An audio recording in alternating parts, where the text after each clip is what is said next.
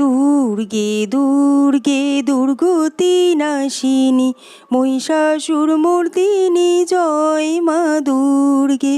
দুর্গে দুর্গে দুর্গতি নাশিনী মহিষাসুরমর্দিনী জয় মা দুর্গে। দেবী দুর্গে জগত জননী তুমি মা মঙ্গলকারিণী। দেবী দুর্গে জগত জননী তুমি মা মঙ্গলকারিণী। অজবল্লভীর নবনীতাতে আমি নবনীতা সবাইকে জানাচ্ছি শারদীয়ার প্রীতি ও শুভেচ্ছা, এবং বড়দেরকে প্রণাম এবং ছোটদেরকে অবশ্যই শুভেচ্ছা।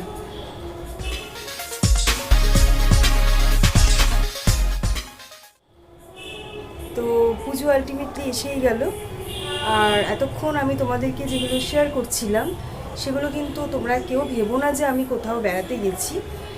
হ্যাঁ, অবশ্যই আজকে একটু সাজুগুজু করেছি, দেখে নাও। একটা সাজুগুজু বলতে সেরকম কিছু নয়, একটা শাড়ি পরেছি আর একটু টুকটাক যা করি আর কি, সেটা একটু করেছি। আর সেরকম কিছু না। আর অলরেডি দেখো পাড়াতে অলরেডি গান শুরু হয়ে গেছে মাইকে, জানি না তোমরা শুনতে পাচ্ছ কি না। আর যেগুলো তোমাদের সাথে শেয়ার করছিলাম সেগুলো সব আমার আগের বছরের কিছু পুজোর ছবি।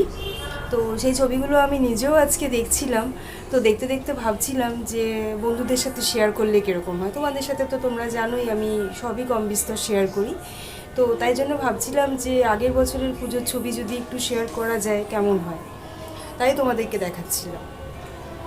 আর তো আরও কিছু ছবি আছে আমার, মানে আরও কিছু বিখ্যাত বিখ্যাত প্যান্ডেলে থাকার কিছু ছবি, তো সেগুলোও তোমাদের সাথে দেখাচ্ছি, তোমরা দেখে নাও কেমন হয়েছে।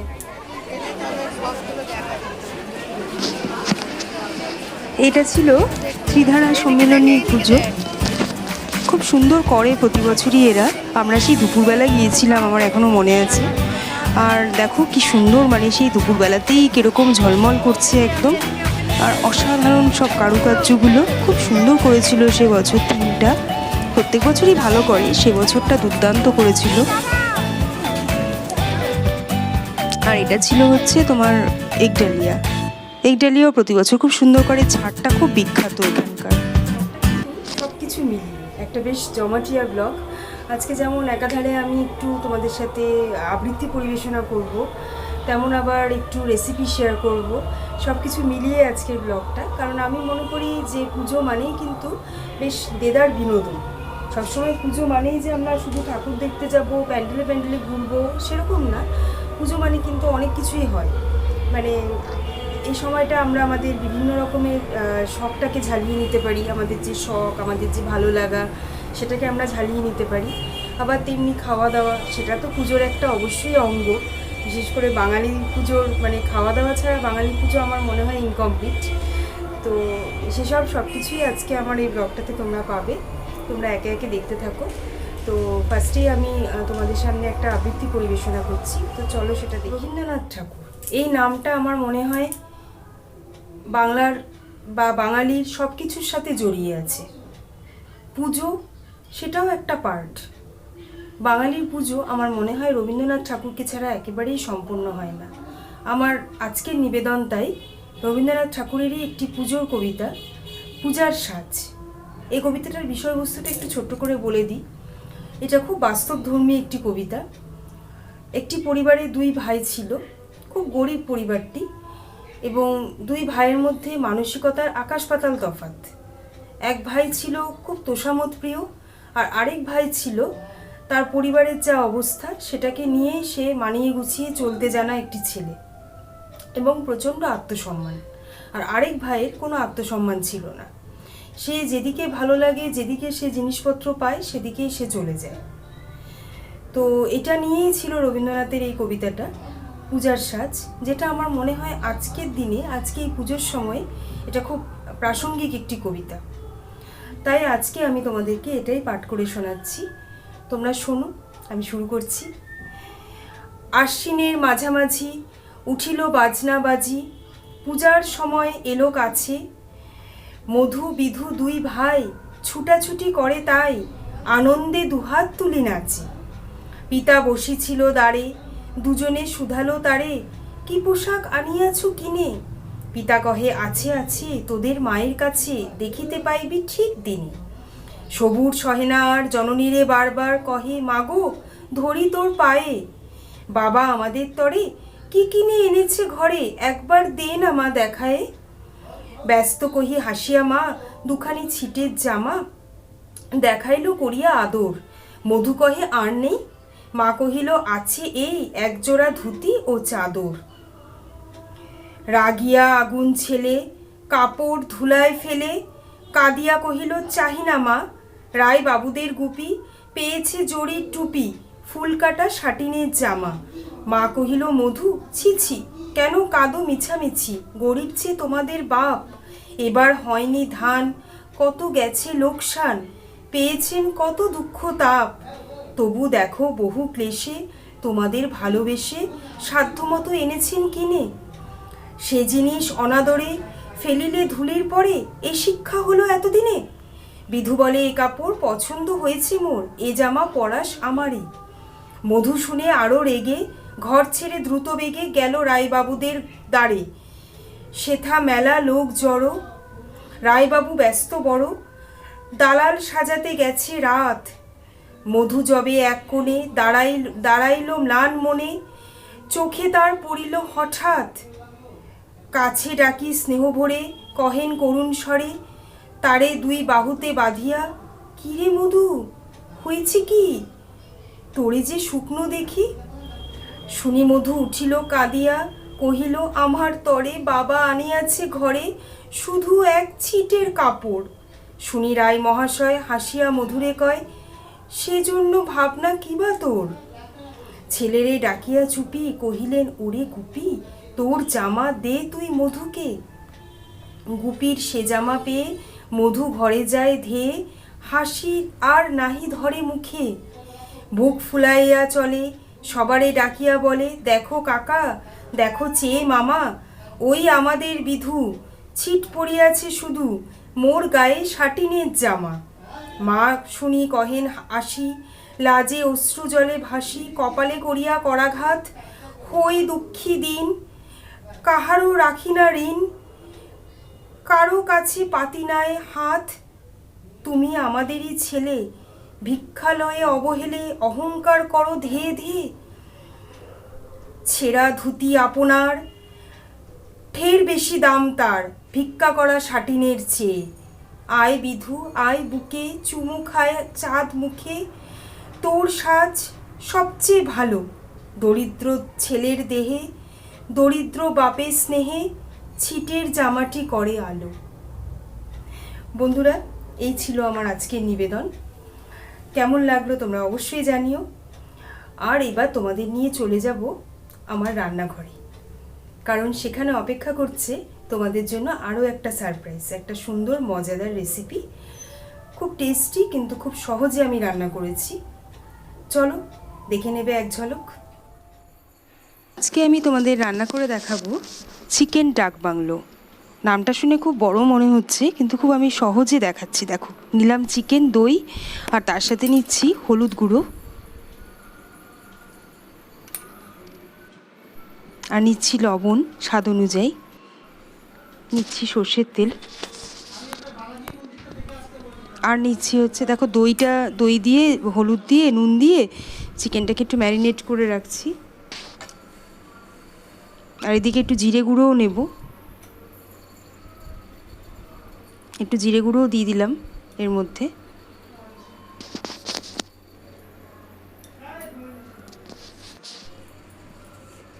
এই ম্যারিনেশনের উপরেই কিন্তু রান্নাটা ডিপেন্ড করবে, ঠিক আছে? আর একটু লবণ দিচ্ছি।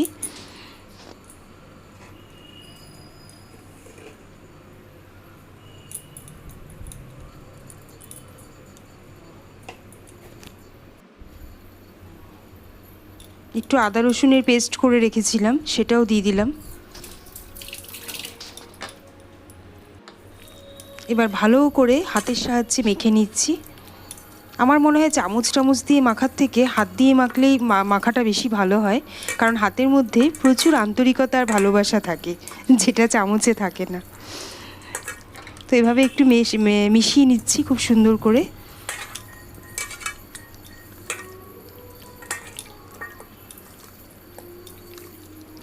এটা কিন্তু খুব সহজে আমি রান্না করব। আমার যে সকল বন্ধুরা মেসে থাকো বা রান্নাবান্নায় অতটা পটু না, তারা কিন্তু সহজেই এটা ট্রাই করতে পারো, খুব সহজেই হয়ে যায়।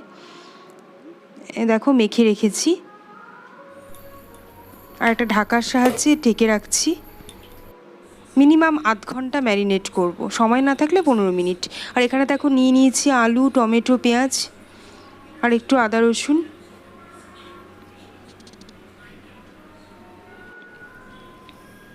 আর একটু কাঁচা লঙ্কা নিয়েছি, যে যেমন ঝাল খাবে সেই অনুযায়ী। এবার একটা কড়াই গরম হতে দিলাম।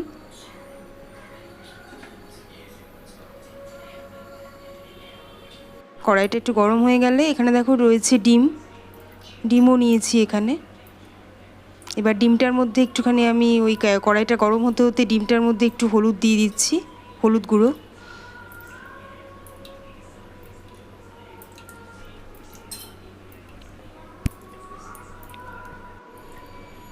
একটু লবণ দিচ্ছি।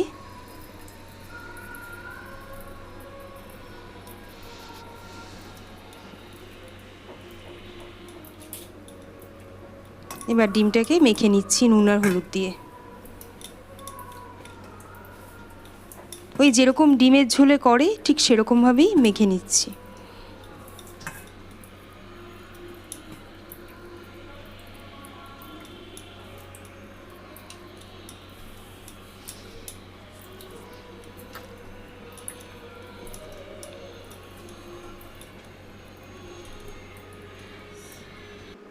এদিকে কড়াই আমার গরম হয়ে গেছে, আমি এবার এতে সর্ষের তেল অ্যাড করছি। তোমরা তো এতদিনে জেনেই গেছো আমি আমার ম্যাক্সিমাম রান্নাই সর্ষের তেলে করি, কারণ আমি আমার সর্ষের তেলটা পুরো ঘানি থেকে ডাইরেক্ট ভাঙিয়ে আনি, সো 100% পিওর। এবার দেখো আলুগুলোকে এখানে একটু ফ্রাই করে নেব। এই আলুতে কিন্তু আমি নুন হলুদ কিছুই দিইনি, নর্মাল ফ্রাই করে নিচ্ছি। এবার আমি ডিমটাও ফ্রাই করে নিচ্ছি আলুর সাথে সাথে।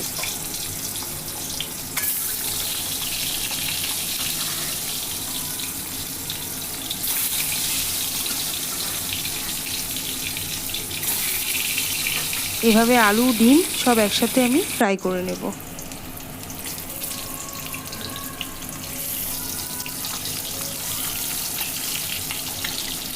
ঠিক যেরকম টেকনিকে আমি দেখাচ্ছি ঠিক এই টেকনিকে করবে, একদম পটাপট ডাকবাংলো রেডি হয়ে যাবে। দেখো ডিমগুলোকে ঠিক এরকম লালচে করে ভেজে নেব, আলুটাও ভালো করে ফ্রাই করব।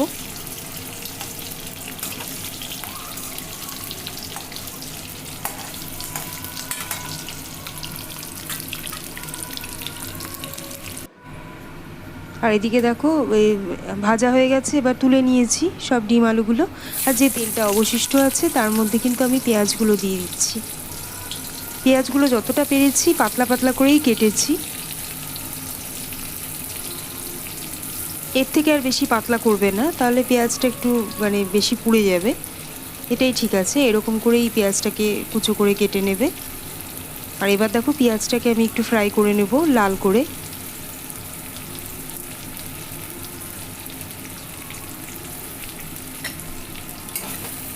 আর এই সময় কিন্তু গ্যাসের ফ্লেমটা একদম লো থাকবে।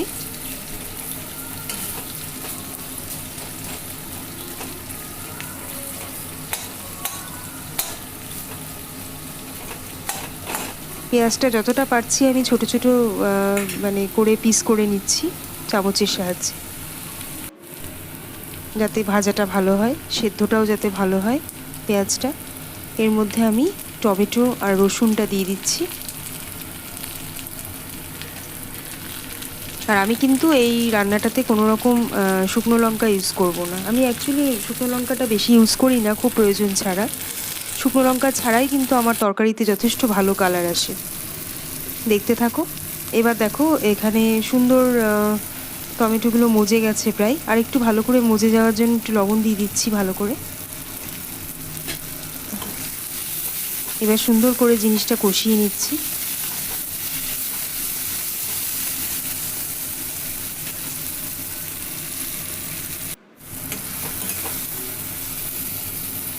এবার যখন মোটামুটি একটু ভাজা ভাজা হয়ে যাবে জিনিসটা, তখন সেটাকে আমি তুলে নিচ্ছি দেখো কড়াই থেকে।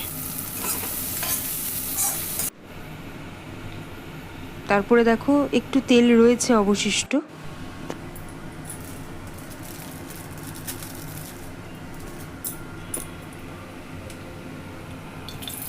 এই তেলটার মধ্যে আমি কিন্তু দিয়ে দিচ্ছি গোটা গরম মশলা, দারচিনি আছে, লবঙ্গ আছে আর এলাচ আছে, সেইটা দিয়ে দিলাম। ঠিক আছে,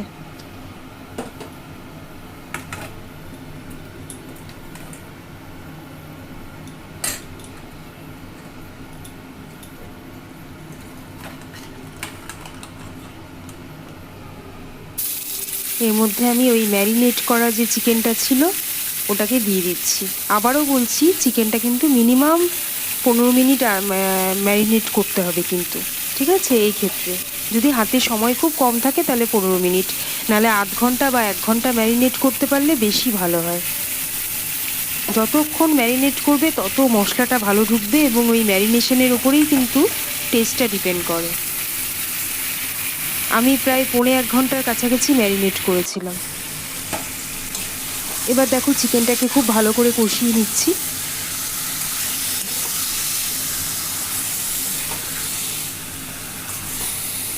এই অবস্থায় চিকেনটা কিন্তু একটু ফ্রাই হয়ে যাবে হালকা।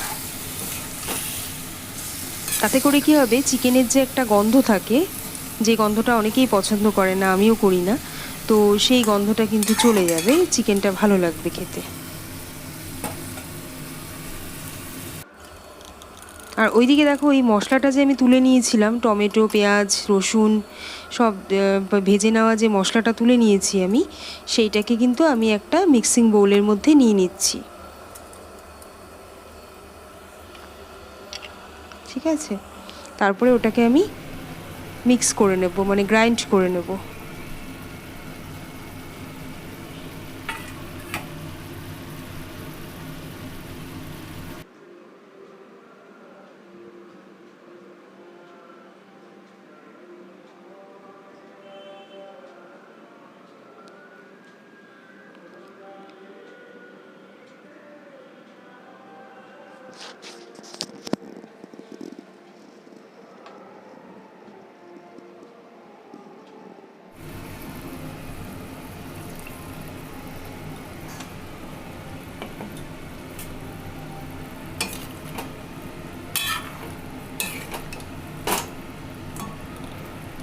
এবার দেখো আমি ঢাকনাটা আটকে দিলাম, করে এবার আমি এটাকে গ্রাইন্ড করে নেব।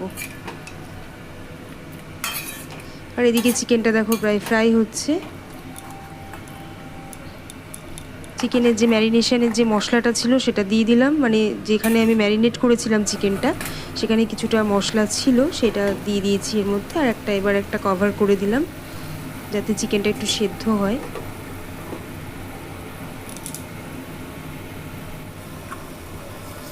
এবার ওই ভাজা আলুগুলো দিয়ে দিচ্ছি।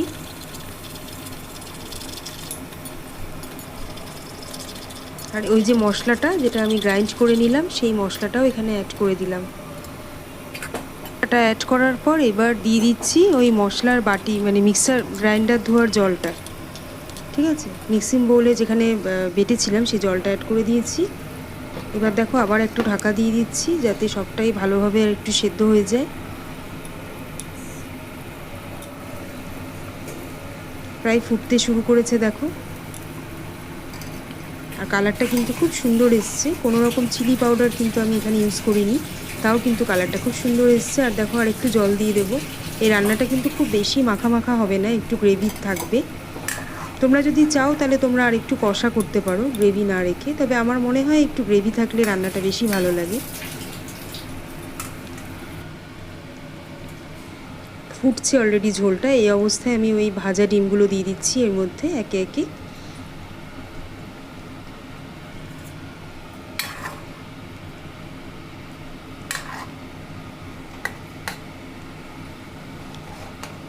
ভালো করে ডিমগুলোকে যাতে গ্রেভির মধ্যে ঢুকে যায় সেরকমভাবে নাড়িয়ে দিচ্ছি। গ্রেভিটা কিন্তু প্রায় হয়ে এসছে। এবার এই অবস্থায় একটুখানি আমি গরম মশলা দিয়ে দিচ্ছি, আমি কিন্তু গরম মশলাটাও বাড়িতেই নিজে প্রিপেয়ার করি, কারণ তাতে গরম মশলার গন্ধটা খুব ভালো লাগে। দোকানের কেনা গরম মশলাতে সেই ফ্লেভারটা আসে না যেটা বাড়িতে বানালে আসে। দেখো অলরেডি ফুটছে। গরম মশলা অ্যাড করার পরেই কিন্তু আমি এই কভারটা দিয়ে দেবো, যাতে গরম মশলার ফ্লেভারটা খুব সুন্দর করে যাতে তরকারির মধ্যে ছড়িয়ে পড়ে। দেখো ফুটতে শুরু করেছে অলরেডি। আমার ডাক বাংলো কিন্তু এই পর্যায়ে একদম রেডি। আর এটা কিন্তু তোমরা অবশ্যই এই পুজোতে ট্রাই করবে, এটা একদম পুজো স্পেশাল রেসিপি।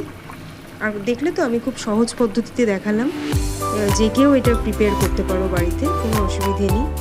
দেখো এই নামিয়ে ফেলেছি, মানে বন্ধ করে দিয়েছি গ্যাস। খুব সুন্দর এসছে দেখো কালারটা। এটা কিন্তু অবশ্যই তোমরা ট্রাই করবে বাড়িতে। আর কেমন হয়েছে আমাকে কিন্তু কমেন্ট করে জানাতে একদম ভুলবে না। তো আজকের মতো আমি আমার আড্ডা, আমার ব্লগটা এখানেই শেষ করছি। তোমরা প্রত্যেকে পুজো ভালো কাটাও, সাবধানে থেকো। পুজোতে কিন্তু একটু তোমরা সাবধানে চলাফেরা করো, কারণ এবারের পুজোটা তো তোমরা বুঝতেই পারছো একটু অন্যরকম। কিন্তু তা বলে আমি এটাও বলবো না যে সারাক্ষণ তোমরা ঘরে বন্দি হয়ে থাকো। নিশ্চয়ই তোমরা পুজোয় মজা করবে, তবে অবশ্যই সাবধানে মজা করো।